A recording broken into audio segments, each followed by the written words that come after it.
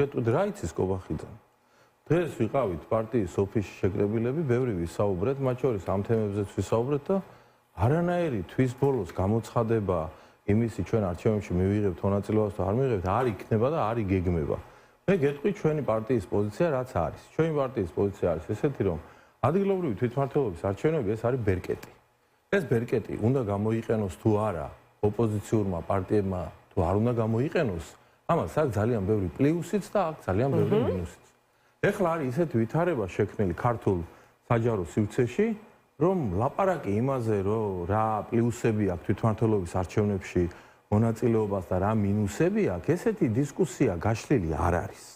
ძირითადად არის ბულინგი ხოლმე, აი თუ ვინმე გაბედავს და იტყვის, რომ არ გადამიწყვეტია ჯერ მივიღებ მონაწილეობას თუ არა, ან დაუშვათ არ დააფიქსირებს ბოიკოტისტურ პოზიციას, ასე შემთხვევაში მიდის ბულინგი ამ პარტიების და გაშლილი საუბარი და ღია საუბარი, მშვიდი საუბარი ძარღვების დაჭიმვის გარეშე, ერთმანეთის დამუნათების, შეურაცხყოფის გარეშე არ მიმდინარეობს. რაც იმაჩნია, რომ არანორმალური მოვლენაა. ეს არჩევნებიც ისეთივე ჩვეულებრივი პოლიტიკური მოვლენაა, როგორც სხვა ყველაფერი სხვა დანარჩენი პოლიტიკურ ცხოვრებაში. თანაც არის კონსტიტუციით განსაზღვრული ემა. ჩვენ ხო ვამბობთ, რომ კონსტიტუცია რომელიც ამბობს, რომ ევროინტეგრაცია უნდა მოხდეს საქართველოსი ევროკავშირში უნდა მოხდეს ინტეგრაცია, არის ჩვენთვის ძალიან მნიშვნელოვანი სამართლებრივი არგუმენტი, როცა ეს პროტესტი მიმდინარეობს, როცა ასევე არის კონსტიტუციაში განსაზღვრული, როდის უნდა ჩატარდეს თვითმმართველობის არჩევნები. ასე რომ ამ არჩევნების ჩატარებას, ამ ხელისუფლების, დე-ფაქტო ხელისუფლების ლეგიტიმაცია, არ ლეგიტიმაციასთან არანაირი კავშირი არ აქვს. მაგრამ შეხედეთ ახლა ერთ რამეს გეტყვი. კიდევ ვიტყვი მე ამ არჩევნების სასარგებლოდ ერთ რამეს. თბილისში მაგალითად 250,000 ამომრჩეველი იგებს თბილისის მერის არჩევნებს. საპროტესტო აქციებზე მოსულა 300,000-ზე მეტი კაცი ერთი მეორეზე მიყოლებით რო აიყო. თუ მოხერხდება დარწმუნება, თუ ვამბობ, თუ მოხერხდება დარწმუნება ამომრჩევლის, რომ თბილისში და დიდ ქალაქებში მისვლის შემთხვევაში ძალიან მნიშვნელოვან ბერკეტს წავართვევთ ხელისუფლებას, ასეთ შემთხვევაში არჩევნებში მონაწილეობას აზრი აქვს. თუ ამას ვერ მოახერხებთ, ასეთ შემთხვევაში ამის მონაწილეობის საკითხი ძალიან ბუნდოვანი და სათუო ხდება. ამიტომ არის თემები, რომელსაც აჭირდება ძალიან ბევრი წინა სამუშაო, ლაპარაკი, კონსულტაცია, ჩამოყალიბება ასე შემდეგ და როგორ განვითარდება მოვლენები, მე იმის მიხედვით უნდა მიიღონ ჩემი აზრით პოლიტიკურმა პარტიებმა მონაწილეობა არ მონაწილეობის შესახებ გადაწყვეტილება. თქვენთვის რა მოვლენა იქნება გადამწყვეტი? აი შეგიძლიათ კონკრეტულად მითხრათ? აი მე არ ვიცი რაღაცნაირად წაგაშველებთ სიტყვას, რომ იქნებ ეს არის თქვენთვის გადამწყვეტი, ასე ვთქვათ, წერტილი, რის შემდეგაც დარწმუნებით შეგიძლიათ თქვათ, რომ დიახ არჩევნებში მიიღებთ მონაწილეობას. მანამდე ერთი რამ მინდა გკითხოთ. მე ნათლად გამოვხატე პოზიცია? მე შეკითხვები გამიჩნდა. არა, ორჭოფული პოზიცია არის, მე რაც მოგახსენე. ან თქვენ ამბობთ, რომ არჩევნებში მონაწილეობას მიიღებთ? თუ. არა, თუ. მესმის, მაგრამ სასარგებლოთაც თქვით, რომ 250 ამომრჩევლის მობილიზების შემთხვევაში ოპოზიციას ექნება გამარჯვების შანსი, მაგრამ რომელ ოპოზიციად კრებსითად ოპოზიციას, ანუ თუ და თქვენ როგორ წარმოგიდგენიათ, ანუ ოპოზიცია უნდა შეთანხმდეს ერთიან კანდიდატზე, მაშინ შეკითხვა მაქვს. თვითონ სვამთ იმ საკითხებს, რომელიც საკითხებიც არის მნიშვნელოვანი, რომ გაარკვიო, სანამ გამოაცხადებ, ჯერ არჩევნებში მიდიხარ თუ არა, ხო სწორია. ხო, მაგრამ ამდენი ფორმატია. ეს არის თუ არა ნათელი? ამდენი ფორმატია ოპოზიციისთვის სამჭოლოდ. რატომ ვერ ხერხდება ამ თემაზე საუბარი და მხოლოდ ეს საჯაროდ გაკეთებული განცხადებებით, რატომ შემოიფარგლება დისკურსი ამ თემაზე? ეს არ არის, რა თქმა უნდა, ბუნდოვანებას იწვევს საზოგადოებაში.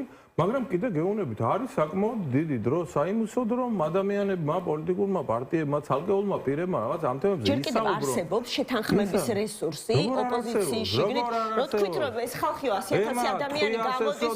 ერთმანეთს ისეთი პერიოდი მახსოვს პარტიები და შემდეგ საქმეზე რომ იდგა, გაერთიანდნენ და ერთად წავიდნენ. რაზეა ლაპარაკი? უბრალოდ მე სხვა რამეს ვამბობ. ხო, მაგრამ პრემიერობის კანდიდატზე ვერ შეთანხმება გახდა ხო, გახსოვთ არა? ეს განხეთქილების მიზეზი ოპოზიციურ კოალიციებს შორის საპარლამენტო არჩევნების წინ არ გახსოვთ? აბა მამუკა ხაზარაძეს და ბადრი ჯაფარიძეს შორის რა მოხდა? ყველა რომ ელოდებოდა მეორე დღეს რომ გამოაცხადებდნენ ასე ვთქვათ კოალიციური თანამშრომლობის შესახებ. მართალი ინფორმაცია ახლა რა. არ არის მართალი და ბევრი იყო განმარტება იმაზე რომ ეს შეთანხმება ვერ მოხდა რაღაც ობიექტი ჯერ მცირე დროის გამო. მე იყო ბევრი საკითხი, ერთიანი სიები რაღაცა. ძალიან ისეთი თემებია, რომელიც 5 დღეში ვერ გადაწყდება. ამიტომ ახლა თქვენ გინდათ რომ ასეთი ტიპით, ასეთი კუთხით დაინახოთ, გაქვთ უფლება დაინახოთ, მაგრამ არ იყო ეს ასე, იმიტომ რომ მე ვიყავი ჩართული მაგ პროცესებში, კარგად მახსოვს. ახლაც გეუბნებით რომ არის ამ არჩევნებში მონაწილეობა, არ მონაწილეობის საკითხი ბევრ საკითხზე დამოკიდებული. ამიტომ იმასაც გეტყვით რომ ის რომ კობახიძემ გამოაცხადა რომ თვის ბოლოს მოხდება რა რჯის მაშინ კობახიძეს ესეც მითხარით იმიტომ რომ კი პასუხობთ მაგრამ კიდევ დამატებით შეკითხვები მიჩნდა აი თქვენი ვერსია მითხარით ყველა კითხვა და რაც კი თქვენი ვერსია მითხარით თქვენ ხო ხართ პოლიტიკოსი რომ ქართული ოცნების თან არ არის განა რიგითი წევრები პრემიერი პარლამენტის თავმჯდომარე ერთმანეთის მიყოლებით დროის ძალიან მოკლე შუალედში გამოდიან და მტკიცებით ფორმაში ამბობენ რომ დარწმუნებით იციან რომ მიიღებთ მონაწილეობას არჩევნებში. ძალიან მარტივი პასუხია. პაპუაშვილი გამოვიდა თქვენ თავად აღნიშნეთ რამდენიმე დღის წინ და თქვა რომ დარწმუნებთო გახარიას პარტია და ლელო მიიღებენ მონაწილეობას არჩევნებში. მათ იციან რომ არის ამ არჩევნებში მონაწილეობა არ მონაწილეობასთან დაკავშირებით არის ასთა სხვადასხვაობა, ნებათა ღელვა აქეთ ოპოზიციურ სპექტრში და საპროტესტო ელექტორატში მთლიანად და მარტო პარტიები ხო არ არიან, კიდე არიან იქ იგივე პატიმრები არიან, მათი ოჯახებია, კიდე არის რაღაცა ორგანიზაციები, რომლებიც სამოქალაქო ორგანიზაციები და ასე შემდეგ. იციან, ამიტომ უნდათ რომ ამ თავიანთი განცხადებებით რაც შეიძლება უფრო მეტი ნებათა ღელვა და კიდევ მეტი დაძაბულობა შემოიტანონ. ამიტომ ვამბობ მე რომ ეს თემა მედიაში უნდა გაიხსნას ამაზე დისკუსია, უნდა მოღალატეების ზახილის გარეშე, რაღაცა მტრად გამოცხადებების გარეშე ამ თემებზე მსჯელობა უნდა წავიდეს. არა გვაქვს იმდენი პოლიტიკური კულტურა, რომ ამაზე ვისაუბრო. ხოლო და მედიას ხედავთ, როგორც ასე ვთქვათ, სამსჯელო საუკეთესო ფორმატს, აი კითხეთ, უკვე ერთის ნაცვლად აქამდე იყო სალომე ზურაბიშვილის ფორმატი, ხან რაღაცა მჭიდრო კოორდინაცია ერქვა, ახლა ქვია წინააღმდეგობის პლატფორმა.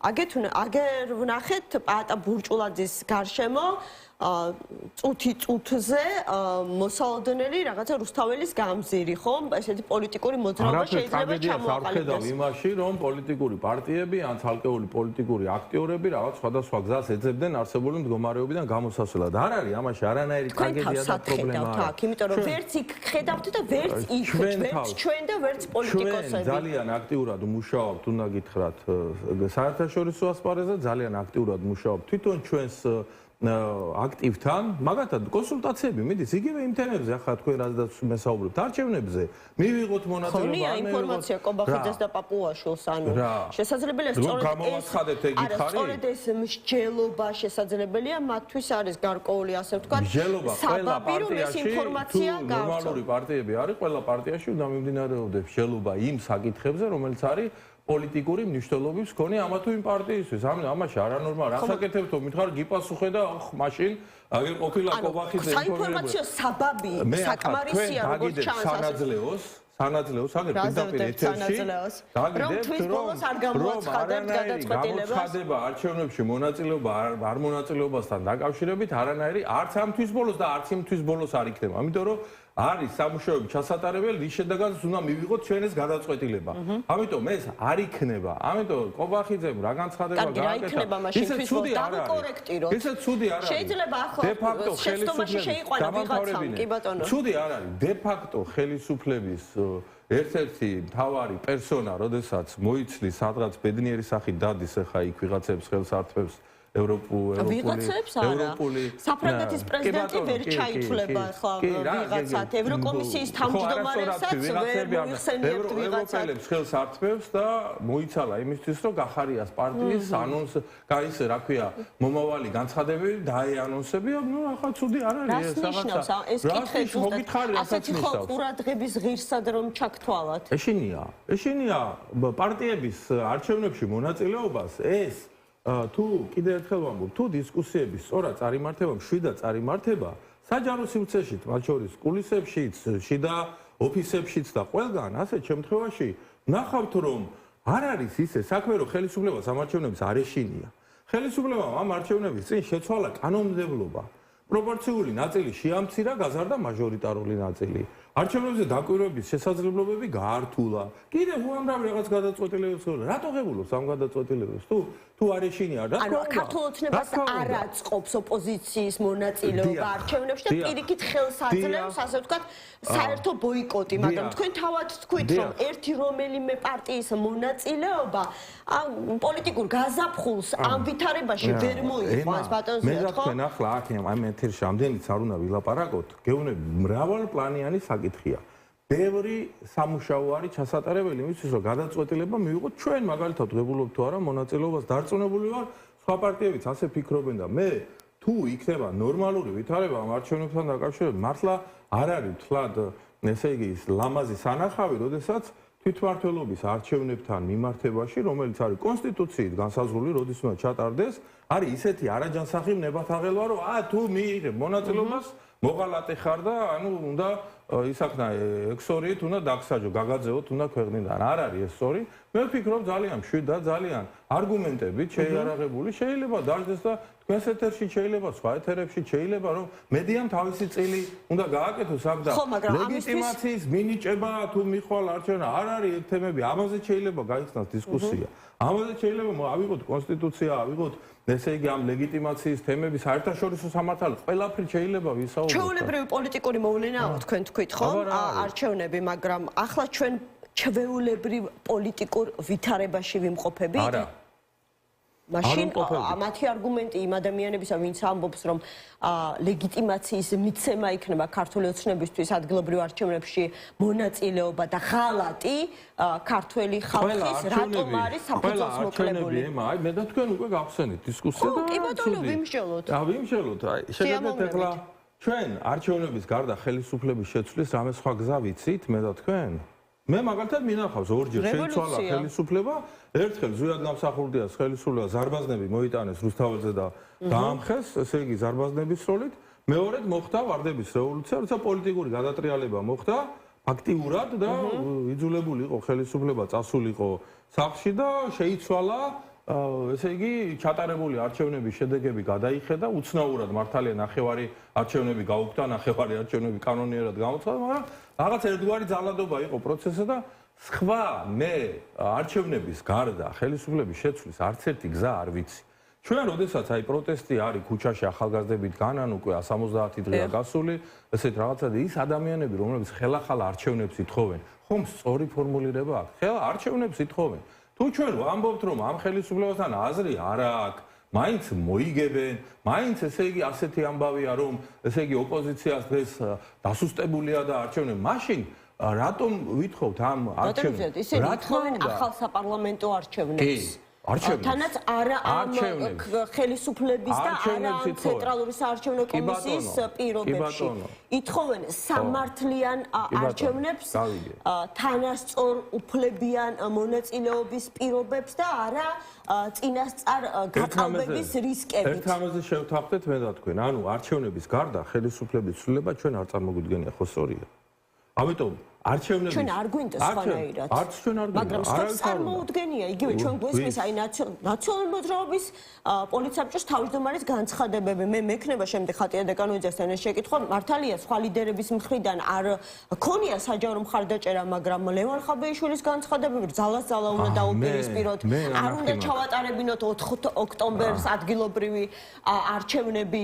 ხომ მოგისმენიათ ასეთი განცხადება? ემა სამხედრო გადატრიალებით შეცვლილი ხელისუფლება, ძალადობით შეცვლილი ხელისუფლება და რა სისხლიანი კარუსელი მოყვა მე ამას მთელ ქვეყანაში. ამ რისკებს ხედავთ ასეთ განცხადებებში? მომისმინე, რა ვთქვი ახლა? ვთქვი რომ სამხედრო გზით გაკეთებულ გადატრიალებას თუ ხელისუფლების ცვლილებას მოყვება ძალიან ბევრი ცუდი გვერდითი მოვლენა. ამიტომ გარწმუნებთ რომ საქართველოში ქართველი ხალხი არ დათანხმდება, ნანახი აქვს ეს უკვე, არავინ არ დათანხმდება საქართველოში ძალადობის გზით ხელისუფლების შეცვლას. არც მე არ დავთანხმდები შევეწინააღმდეგები მაგას. რაც შემიძლია სიტყვით, საქმით, რა ვიცი, ჩვენ კონსტიტუციის ფარგლებიდან არ უნდა გავიდეთ. ჩვენ უნდა დავამარცხოთ ეს ხელისუფლება, კონსტიტუცია და ჩვენი მთავარი იარაღი უნდა იყოს სიმართლე და ჩვენი მთავარი იარაღი უნდა იყოს საკუთარი მოქალაქეებზე და საკუთარ მოსახლეობაზე ზრუნვა. არ შეიძლება ეს. ამიტომ მე გეუბნებით, რომ არჩევნების გარდა სხვა გზა ხელისუფლების ცვლილების ჩვენთვის, ჩვენი პოლიტიკური ორგანიზაციისთვის არ არსებობს. ამ არჩევნებში კიდევ ერთხელ ვამბობ, თვითმმართველობის არჩევნებში მithქვამს მე თქვენს ეთერში თუ არ ვწდები. ბოიკოტის გამოცხადებაზე ადვილი რა არის? ბოიკოტის გამოცხადებას უნდა უბრალოდ ერთი დღე არც ორგანიზება ჭირდება ბოიკოტის გამოცხადებას, არც ფინანსური რესურსის მოძიება ჭირდება, არც საკუთარ აქტივთან დღე-დაღამე მუშაობა ჭირდება, არც სოციალურ ფენებთან არაფერი არ ჭირდება. გამოაცხადე ბოიკოტს და მორჩა, ამაზე ადვილი რა არის? თუ ამ გადაწყვეტილებას მივიღებთ მაშინ, როდესაც უკვე ჩამოყალიბებული ვიქნებით საბოლოოდ და თანაც მე ბოიკოტები მინახავს უამრავი. მარტო ერთი იყო ეფექტური. ეს იყო 90 წლის არჩევნები საპარლამენტო 25 მარტის, რომელსაც ეროვნულმა მოძრაობამ გამოუცხადა ბოიკოტი და ის ბოიკოტი იმდენად საშიში იყო ხელისუფლების, რომ არ მივიდოდა არავინ იმ არჩევნებზე. ჩაიშლებოდა არჩევნებში. დღეს ოპოზიციის ბოიკოტი არ არის სახიფათო ხელისუფლების ბოიკოტი ნიშნავს, რომ არჩევნები არ ჩატარდება? მე ამას ასე არ ვხედავ. ამიტომ ვამბობ, ბევრი თემა, ბევრი საკითხია, რომელსაც ჭირდება დაწონვა და ამას ჭირდება ისე გადაწყვეტილების მიღება. კიდევ ერთხელ ვამბობ, თუ ვინმეს გონია, რომ ახლა მე რასაც ვლაპარაკობ, ეს ორჭოფული პოზიცია, ეს არ არისო, ძალიან მკაფიო პოზიცია. ვამბობ, არა, უფრო მკაფიო იქნებოდა, რომ თქვათ, რომ კი ჩვენ ყველა შემთხვევაში მივიღებთ ადგილობრივ არჩევნებში მონაწილეობას. გადაწყვეტილება და ამიტომ ვამბობ, ახლა როგორ იქნება მკაფიო? თქვა, ამბობთ, რომ ძალიან ბევრი, ასე ვთქვათ, ცვლადი შეიძლება იყოს განმაპირობებელი. მესმის, ესეც მესმის. ესეც მესმის. კი ბატონო, შესაძლებელია აგერ დღევანდელი შეხვედრებიდან და განცხადებებიდან გამომდინარე, კობახიძემ თქვა, როგორც ჩანსო, მოსყურდა ჩვენს ევროპელ პარტნიორებს საქართველოსთან ურთიერთობა, ყველა აცნობიერებს საჭიროა საუბარი, ალბათ ამის გამოხატულება, რომ ხშირად ინიციატივები მოდიოდა სწორედ ევროპელი ლიდერების მხრიდან. ანუ როგორც ჩანს, ჯერ კიდევ ბატონო, სამთავრობო მედია არის აღტაცებული კობახიძის და მაკრონის ხელის ჩამორთმევით. აღარ აქვს ამის საფუძველი. არის კოკაინშიკი? აღარ არის კოკაინშიკი მაკრონი? მაკრონი?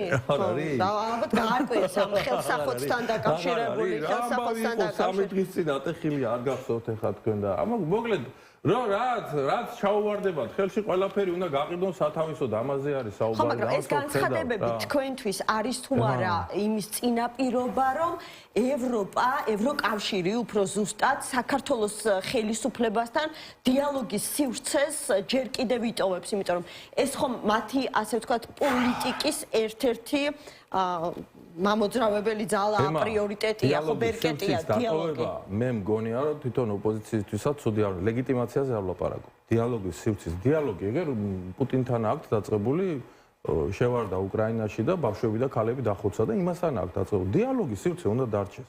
აბა სხვაგვარად რომ თქვენ თვითონაც თქვით, რომ აი ზეწოლა უნდა მოხდეს, ესე იგი ხელისუფლებაზე სანქციებით, იმით, ამით და ასე უნდა შეიცვალოს ხელისუფლება. თუ არ დაელაპარაკა არავინ ამ ხელისუფლებას, როგორ მოხდება თუნდაც ახალი საპარლამენტო არჩევნების დანიშვნა.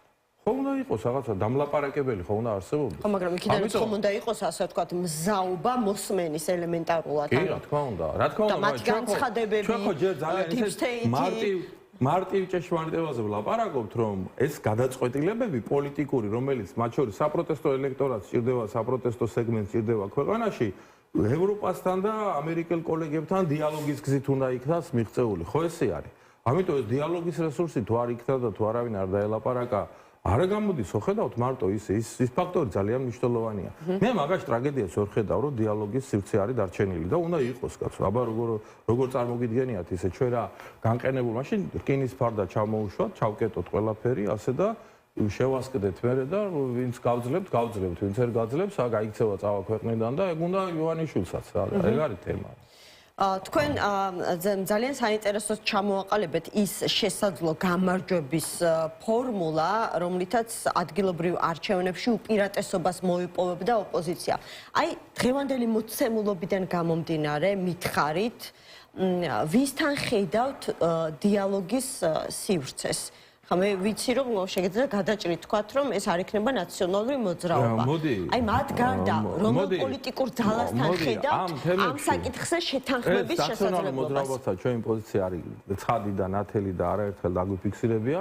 რაც შეეხება დანარჩენ პოლიტიკურ აქტიორებს, ახლა მაგიდასთან უმუნთხოვთ იმ თემებზე ლაპარაკს, რომელიც უნდა სამუშაო პროცესზე უნდა გადაწყდეს. ამიტომ აუცილებლად გარწმუნებთ, რომ ასეთი ტიპის ამ თემასთან დაკავშირებით სამუშაოები აუცილებლად უნდა გამართოს ყველა პოლიტიკურმა პარტიამ, ვინც ახლა პირდაპირ გამოდის ამბობს, რომ ბოიკოტი და არ მივდივარ არჩევნებზე გავიგე, მაგრამ ის პარტიები, რომლებიც ამბობენ რომ ჯერ არ ვიცით ბოიკოტის თემა და რაღაც რა თქმა უნდა პარტიებიც, საზოგადო პერსონებიც, რაღაცა არასამთავრობო ორგანიზაციებიც ამაზე უნდა შეჯერდნენ. კიდევ ერთხელ ვამბობ, არავითარ შემთხვევაში შეუძლებელია რომ დღეს რომელიმე პარტიამ თქვას რომ აი ჩვენ ახლა წავალთ ადგილობრივ არჩევნებზე ისეთ შედეგს დავდებთ რომ შევაჯანჯღარებთ ვიძინა ივანიშვილის ხელისუფლებას. მაგრამ ბოიკოტი გამოაცხადო ეხლა იძახო 6 თვის განმავლობაში ბოიკოტიო და მე არჩევნების აი რეგისტრაციის ბოლოვა და რომოვა უცებ გამოაცხადო არჩევნებში მივდივარ რომ ხო ხარ მაშინ სულელურ მდგომარეობაში.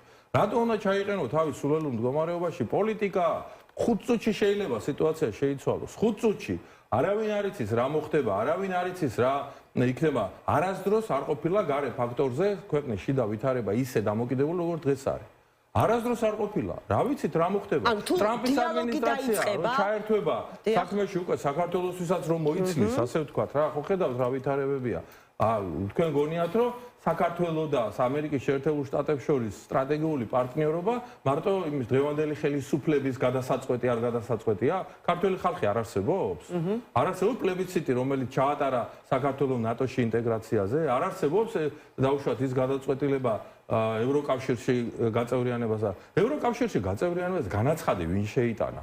ხო საქართველოს შეიტანა და კანდიდატის სტატუსი მიიღო და ამის მერე რომ უცებ ადგენენ და ხელისუფლებამ რაღაცა თავისი ვერაგული თამაშები დაიწყო ამის გამო ქართველი ხალხი რა უნდა იყოს განწირული ასე არ უყურებენ ჩვენი დასავლელი პარტნიორები. ანუ მე სწორად მიგიხვდით თქვენთვის ერთ-ერთი მთავარი და განმსაზღვრელი ფაქტორი არჩევნებში მონაწილეობა არ მონაწილეობისა იქნება დასავლეთის საბოლოო გადაწყვეტილება საქართველოსთან მიმართებაში. ანუ თქვით რომ საქართველოსთან მიმართებაში რა თქმა უნდა საქართველოსთან ანუ თუ კი დაინახავთ რომ გაჩნდა რეალური დიალოგის ისინი ამბობენ ხელისუფლება ამბობს რომ აი ესენი იმას რა ქვია ევროპელები და ამერიკელები რასაც ეტყვიან იმას გააკეთებენ ეს ასე არ არის ჩვენ კიდევ ერთხელ ვამბობ დავწერეთ განცხადება თუ შეიძლება ევროკავშირის წევრობა გვინდა ასეთი განცხადება დავწერეთ შემდეგ კანონების ჰარმონიზაცია დავიწყეთ რომელიც მიმდინარეობდა 2013 წლიდან 2023 წლამდე 10 წლის განმავლობაში კანონები მოყვავდა შესაბამისობაში ევროკავშირის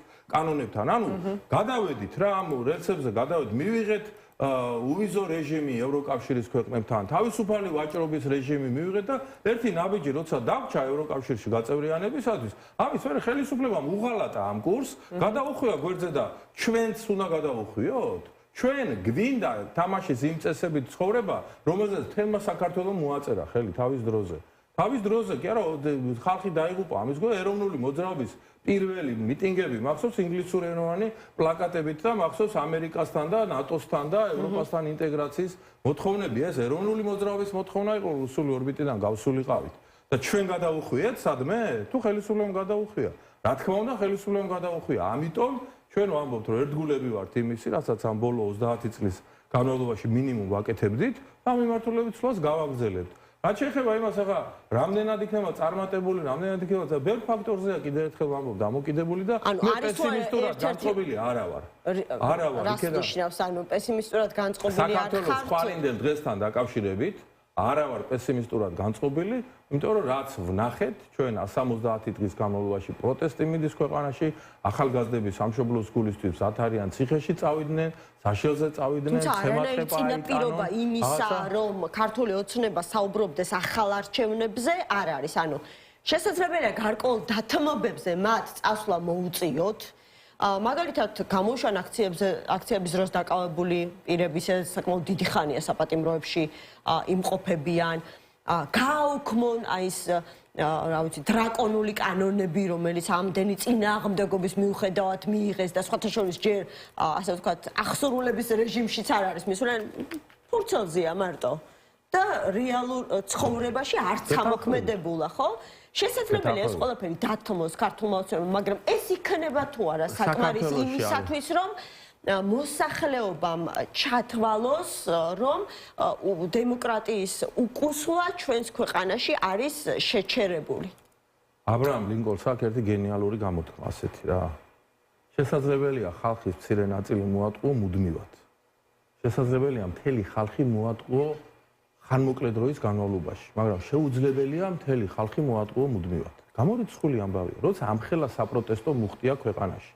როდესაც არის მთელი თაობები უკვე წამოსული, რომელსაც რუსეთი მიაჩნია ოკუპანტად, რომელიც ევროპული წესით, ევროპული რაღაცა დემოკრატიით, რაღაცა კულტურით არის უკვე ჩამოყალიბებული, გაზრდილი და შენ ეუბნები ამ კატეგორიის ხალხს, ისე უნდა წაგათრიო უკან და რუსეთის იმაზე უნდა დაქსვა, რა ქვია, ორბიტაზე უნდა დაქსვა, ეს გამორიცხულია ეს ამბავი, რომ ძალიან ძნელია ხელისუფლება იჯდეს ასეთ საზოგადოებაში, ასეთი პროტესტის არსებობის განმავლობაში ხანგრძლივად. ამიტომ გეუბნებით, მე ასე ეგონა სააკაშვილსაც იყო მომენტი, რომ всё დამთავრდა. ყველაფერი იქნებოდა მუდმივად, მთელი ცხოვრება იქნებოდა, მაგრამ მაშინ გამოჩნდა ბიძინა ივანიშვილი, მთელი ოპოზიცია შეიკრიბა მის ირგვლივ და დამთავრდა სააკაშვილის ხელისუფლება და არ არის გამორიცხული არაფერი. თქვენ არ გეგონოთ, რომ რაღაცა ამ ქვეყანას შეუძლია ყველაზე უფრო საჭირო მომენტში, საჭირო ადგილას წარმოშვას ისეთი პიროვნებები, ისეთი პერსონები და ისეთი ვითარება, როდესაც ესე იგი შეიცვლება თითქოს ერთი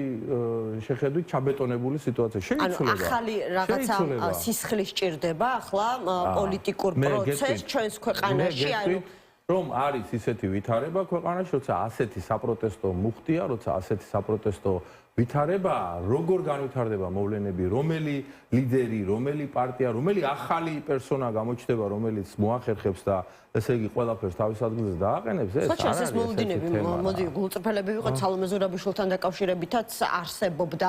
ჯერ არსებობდა მოლოდინები, რომ რაღაცნაირად ოპოზიციის გამაერთიანებელი იქნებოდა შემდეგ. ზურაბიშვილს მხარს უჭერდი მაშინაც, როცა პრეზიდენტი იყო და ყველა ამბობდა, რომ ეს არის ბიზნეს პროექტი, ეს არის ასეთი ისე მაშინაც ვამბობდი. თქვენ არიცნობთ მაგ ქალბატონს, ესე იგი სააკაშვილთან დაპირისპირების რეჟიმი როცა ჰქონდა, ოპოზიციის საკმაოდ სოლიდური ნაწილის მოსყიდვა, ერთი ნაწილის დაშინება მოახერხა მაშინდელმა ხელისუფლებამ, სალომე ზურაბიშვილის ვერავინ ვერ მოახერხა ვერც მაშინ და მაშინაც როცა ის პრეზიდენტი იყო და რაღაცა დაპირისპირებები გაჩნდა, მუდმივად იყო რომ არიქა ეს არის ახლა ბიზნამ დაავალა, იმიტომ აკეთებს ესე, არ არის ესე და ეხლაც იმის მერეც ამ ოქტომბრის არჩევნების შემდეგაც მან ძალიან დიდი როლი ითამაშა, ძალიან აქტიური პოზიციები დააფიქსირა და უნდა დაუფასოთ ეს და ეხლა ხან თამარ მეფეს ადარებდე და მე მეორე წუთას გამოხვიდე და ეხლა წევლაკრულით იყირდე არ არის ახლა განცხადებები რომ ანუ არ ვიცი წევლაკრულას რას გულისხმობთ მაგრამ აი გვესმის ბოლო დღეებში განცხადებები როდესაც ეს მეორე ფორმატი შეიქმნა ისე ამაზე ხო რომ თავი ამოწურა არ ვეთანხმე არა რა თქმა უნდა არ ჩანხართ აი ბოლო 2 დღის განმავლობაში ბრიფინგები გაიმართა და იქ არ ხართ გახარიეს პარტიის წარმომადგენლები და კეთდება ხოლმე მინიშნება ვერ ვიტყვი მოწინააღმდეგეთა ბანაკიდან, მაგრამ სხვა ოპოზიციური, ასე ვთქვათ, ბანაკიდან თქვენი მისამართით არის, ხო ხედავთ, გახარიათ ახარ მონაწილეობს აი ამ ფორმატში. მონაწილეობთ და ქალბატონ სალომეს ჩვენი მხარდაჭერა ჰქონდა, დღესაც აქ და ხვალაც ექნება, იმიტომ რომ გეუბნებით ეს არის ქალბატონი, რომელსაც გულწრფელად უყვარს თავის ქვეყანა, რომელსაც გულწრფელად უნდა ევროინტეგრაცია, რომელმაც ძალიან ბევრი გაბედული ნაბიჯი გააკეთა და ამის დაუფასებლობა არის ძალიან არასწორი, მე ვიტყოდი და ვფიქრობ, რომ ის ახლა რომ ითხოვთ ვიღაცა იმას უნივერსალურ რეცეპტს ითხოვენ, რომ ქალბატონმა სალომე უნდა უთხრას ახლა რაღაცა სიტყვის და უცებ უნდა შეიცვალოს, ესე არ არის. არა, უნივერსალურ რეცეპტს არა, გეგმას ითხოვენ, სტრატეგიას ითხოვენ. სალომე ზურაბიშვილისგან, ალბათ სალომე ზურაბიშვილს ჰქონდა მოლოდინი, რომ გარკვეულ ასე ვთქვათ, ხედვას წარმოადგენდა ოპოზიცია. ორივე მხარემ ერთმანეთს იმედები გაუწროა. სალომეს ნაცვლად ნუ მალაპარაკებთ, სხვათა შორის რომ მოინდომოთ გახსნილი არის მედიისთვის და ძალიან აქტიურად ეკონტაქტება ყველასა შეგიძლიათ რომ მოინდომეთ არაერთხელ სხვათა შორის პრეზიდენტობის დროსაც პრეზიდენტობის შემდეგაც მედიასთან გახსნილია მე რო შემეკითხები ქალბატონის როგორც ჩანს ამ შემთხვევაში მისთვის სალომეს საცვლად მე როცა დავისვამ მკითხვა მე ჩემ პოზიციას აფიქსირებ ახლა მის ნაცვლად ხო ვერ გიპასუხებ მე ერთ რამეს ვიტყვი რომ ძალიან დიდი როლი ითამაშა ამ პროცესებში, რომელიც მიმდინარეობდა განსაკუთრებით არჩევნების წინა პერიოდში და პოსტ-არჩევნების პერიოდში, ძალიან დიდი რესურსი აქვს საერთაშორისო სარბიელზე და ქალბატონის სალომეს ფაქტორის არსებობა არის ძალიან მნიშვნელოვანი ოპოზიციური სპექტრისთვის. კი ბატონო და ჯერ კიდევ ის მთავარი მისი პოლიტიკური როლი არ შეუსრულებია? არ ვიცი, მაგრამ ფაქტია რომ ქალბატონი სალომე დისკუსიაზე როცა საუბრობთ, ახლა სალომე ზურაბიშვილსაც ხომ გულისხმობთ თავისთავად რომ ამ თემაზე დაელაპარაკოთ და უთხრათ ადგილობრივ არჩევნებში უნდა მივიღოთ მონაწილეობა. უფრო პროდუქტიული იქნება. ისეთი ინფორმაციების მიღება, რომელიც ესე იგი ქალბატონი სალომესგან და არა, მე მინდა ესეთი ინფორმაციების მიღება, რომ რაღაცნაირად გამოვიცნოთ, რას აპირებს ოპოზიცია ერთად თუ ცალ-ცალკე. ძველი თანამებრძოლი სააკაშვილის რეჟიმის წინააღმდეგ მუდმივად ვიყავი მჯეროდა მისი პატიოსნების და წესიერების, მისი უშიშრობის და ეხლაც ესეთი დამოკიდებულება მაქვს.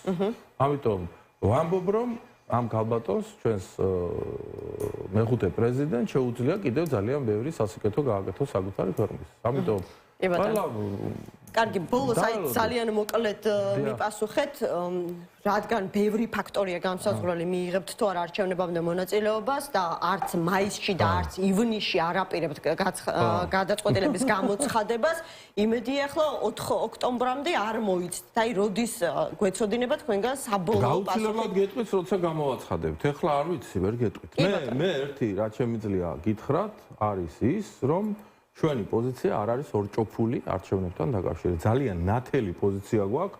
ეხლა თუ ვინმეს უნდა რომ ორჭოფული უძახოს ამ პოზიციას, კი ბატონო, გემოვნების თემაა თუ მასია. მაგრამ ვამბობთ, რომ არის პლუსიც აქვს, მინუსიც აქვს. მაგრამ პლუსი უფრო მეტი აქვს. ვიმშელოთ, არ vicი.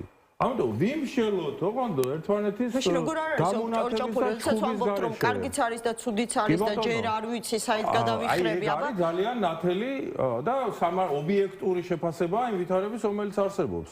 თუ არ გინდათ ობიექტი, ახლა გადაჭრით, არა. ბოიკოტი და დამთავრდა.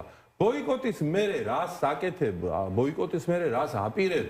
ეს ბოიკოტი შეიძლება იმას გავს თქვენი პასუხი, აი როგორც ცნობილ სიმღერაშია, რომ არც ხოს ამბობ და არც არას და არც სიყვარულს პირდებია. არც ხოს ვამბობ და არც არას ეხლა, სანამ ეს საკითხი არ არის შესწავლილი და არ არის ბოლომდე და დანახული არ არის მთლიანობაში სურათი, თუ არ დაინახე ისე როგორ იყვი ამას და ეს ნათელი პოზიცია, ეს არ არის ორჭოფული პოზიცია.